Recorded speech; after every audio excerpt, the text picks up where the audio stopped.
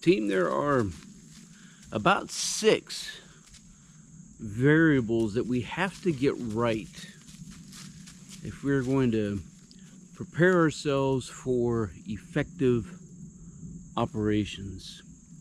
Looking forward to hearing your thoughts and your comments down below about these variables and other things that we could add into our kit bag as we all attempt to master our craft and develop our tactical virtue. Now, the first one is we need to know and understand what our task and our purpose is.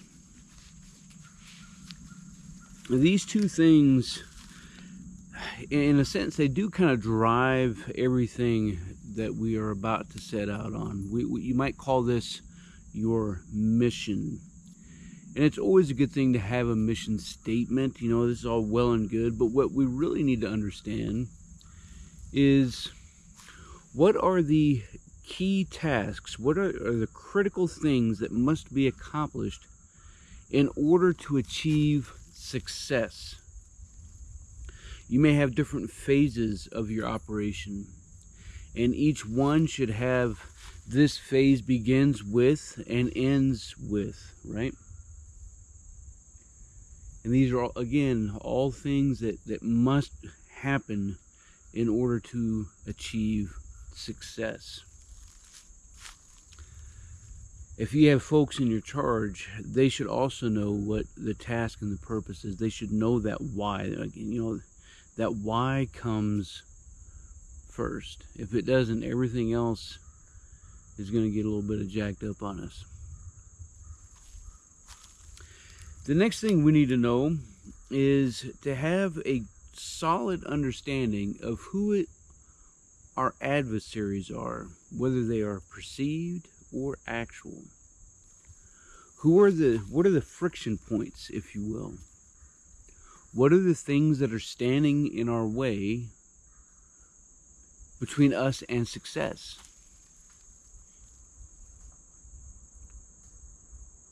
You know, there's a lot of people that would talk about these variables, and this one, of course, is our enemy.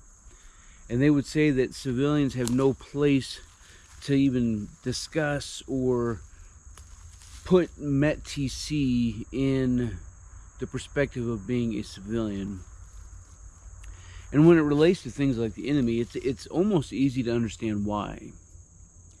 In the military, for time immemorial, you've had a clear-cut enemy of the state, or combatant that you're going up against. And certainly there's been times when those have not always been easily identifiable, but we always knew kind of who we were fighting against. The guys that are shooting back at us, right? As civilians, we don't have a clear cut vision of what that is. And so I get that criticism. But I think that's looking at things too strictly, if you will. I think it's looking at things too much in a regimented format. Again, because we're going to have places and points of friction that we have to work through. Got to make it buff out somehow, right? Another criticism of METT-TC is the military has, set missions that they're going on and civilians don't. Again, too regimented of a perspective. This should be ingrained in our thinking for almost everything that we do. Applying these variables to everything that we do. The next one is knowing where we are in time and space. The physical locations of where everything is happening. What is it that we can describe, or how can we describe these locations, whether we're urban or out here in a wooded environment? What are the key points of terrain? What is decisive locations? How are the roads put together? How do people commute? Is there a natural heartbeat? How do the animals commute around?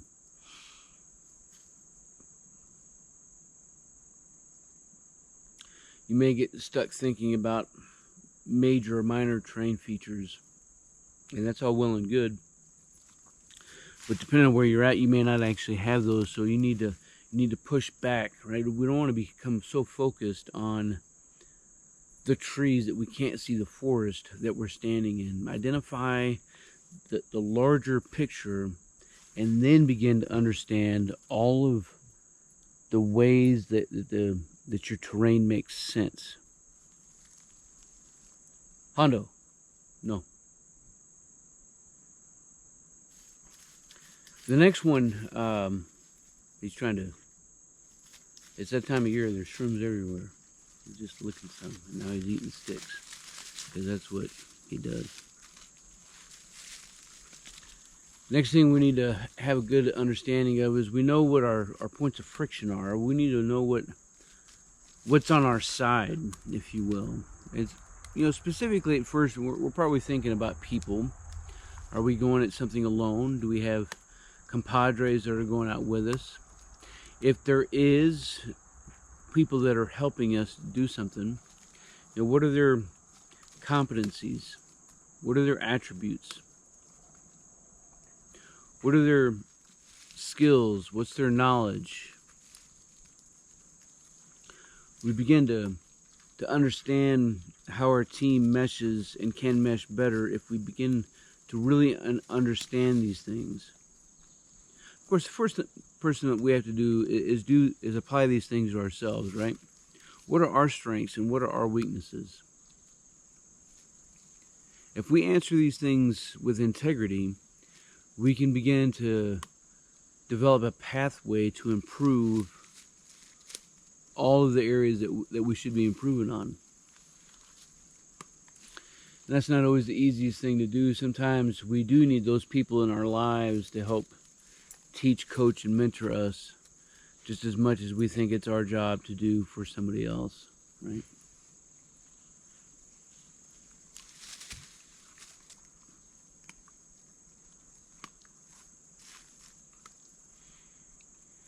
The next one, you know, we often get stuck in thinking about is in a regimented timeline. We're talking about time here, right? Is how much time that is available to accomplish all of those critical tasks in the area that we are working in. A lot of times we may try to use some things like backwards or reverse planning, right? Begin with your end state, begin with success, and manage your time working back until the present moment. How much time do you have for rehearsals? How much time do you have to inspect your gear? How much time do you have to train on some things in order to get better at something? And train, you know, it could be as simple as watching a how-to video. But if we live a life that says that we've arrived and we never try to actually get better at the things that we're trying to do, we're kind of fooling ourselves.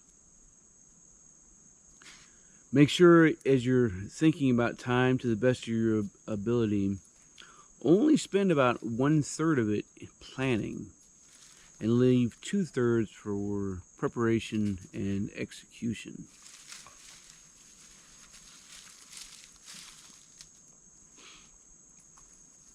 Unlike many things, time is something that we can't get back.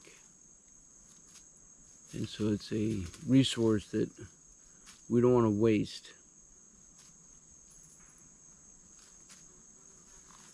The last one, people who argue against METT-TC for civilians have a complete, and most of these folks who do this never even served in the military.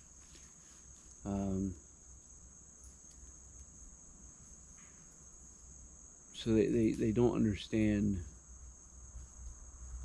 the broader picture of where these variables fit in beyond just being referred back to themselves, right? A self-referential perspectives on things is only ultimately leads to demise. So we have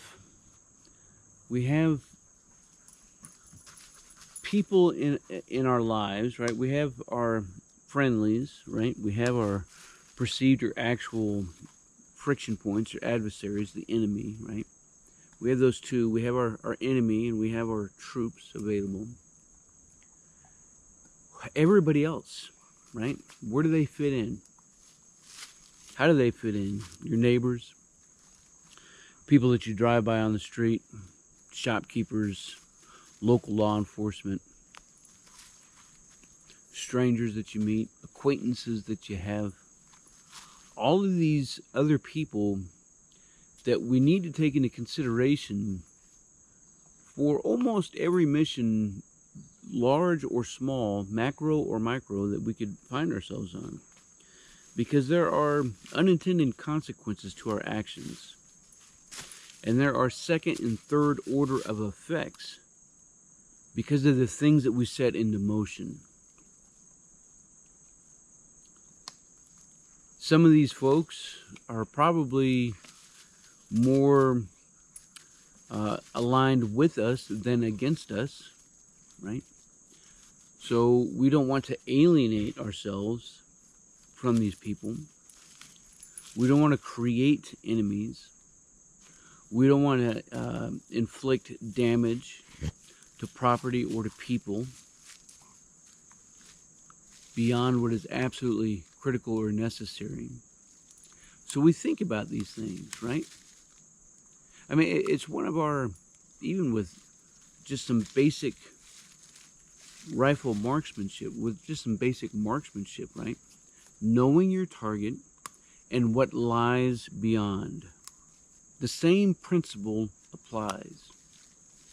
Knowing your terrain, knowing the people that you're working against or potentially working against, knowing the people that are working with you, knowing your time, having your task and purpose, all of these things, and what lies beyond.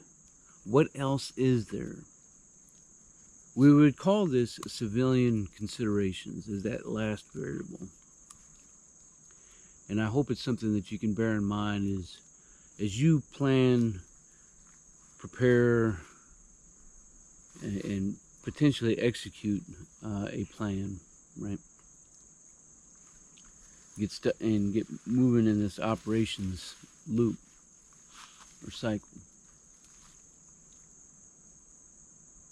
Team, if there's anything, it's don't take an acronym to only refer back to itself. You know, what are the real principles that are trying to get pushed across in the variable?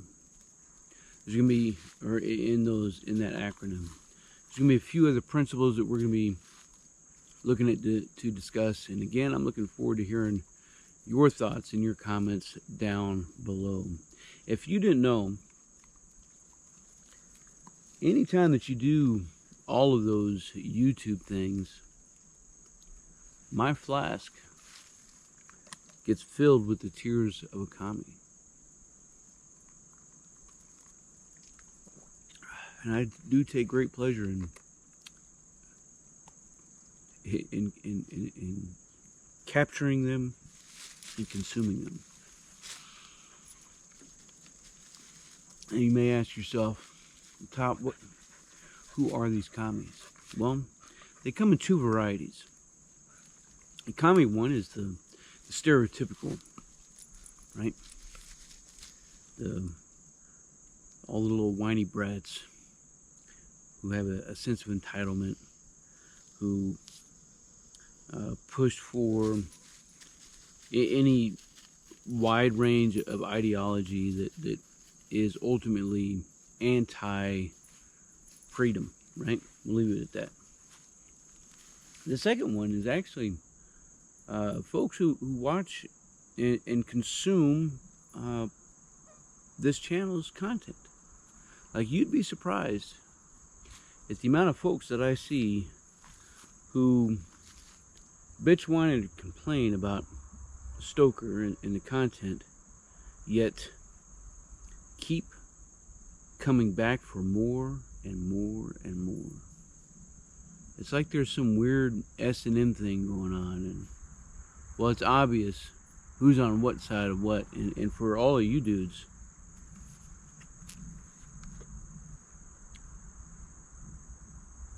it's one more view. Team, I appreciate you guys. Till then, you stay out there, you keep grinding, and you stay stoked. Alright, Hondo, let's get out of here.